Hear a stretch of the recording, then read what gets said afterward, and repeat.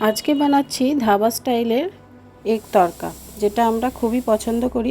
বেড়াতে গেলে বাইরে আমরা এটা খেয়ে থাকি হোটেলে। আমি প্রথমে মুগ কড়াই আর আলুটাকে সেদ্ধ করে নিয়েছি সিটি নেড়ে। এরপরে আমি কড়াইতে তেল গরম করে তার মধ্যে ডিম দুটোকে ফাটিয়ে ভেজে নিলাম। এর মধ্যে একে একে আমি সমস্ত মশলাগুলো দিয়ে দেব। প্রথমে দিলাম সাদা জিরে তেজপাতা, এর মধ্যে দিয়ে দিলাম হলুদ, জিরে, ধনে আর স্বাদ মতো নুন।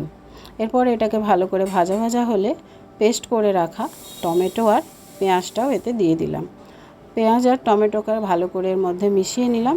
এর মধ্যে আমি দিয়ে দেব কাশ্মীরি লঙ্কা গুঁড়ো, যাতে কালারটা খুব সুন্দর আসে। এরপর এটাকে ভালো করে কষিয়ে নেব।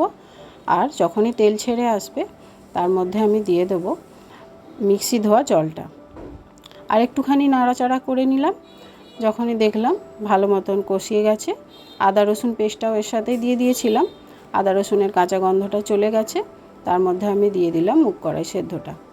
এরপর একটুখানি গরম মশলা গুঁড়ো আর কসুরি মেথি দিয়ে দিলাম। ভালো করে নাড়াচাড়া করে অতটা বেশি ঝোল ঝোল রাখার দরকার নেই, এটা যেহেতু রুটির তরকারি, শুকনো শুকনো হলেই ভালো লাগে। ব্যাস তৈরি হয়ে গেল এগ তড়কা, একেবারে ধাবা স্টাইলের। আপনারা কি বাড়িতে এইভাবে বানান? এইভাবে বানালে অবশ্যই আমাকে কমেন্টে জানাবেন। আর ভালো লাগলে একটা লাইক অবশ্যই দেবেন, সাবস্ক্রাইব করবেন আমার চ্যানেলটাকে। Thank you.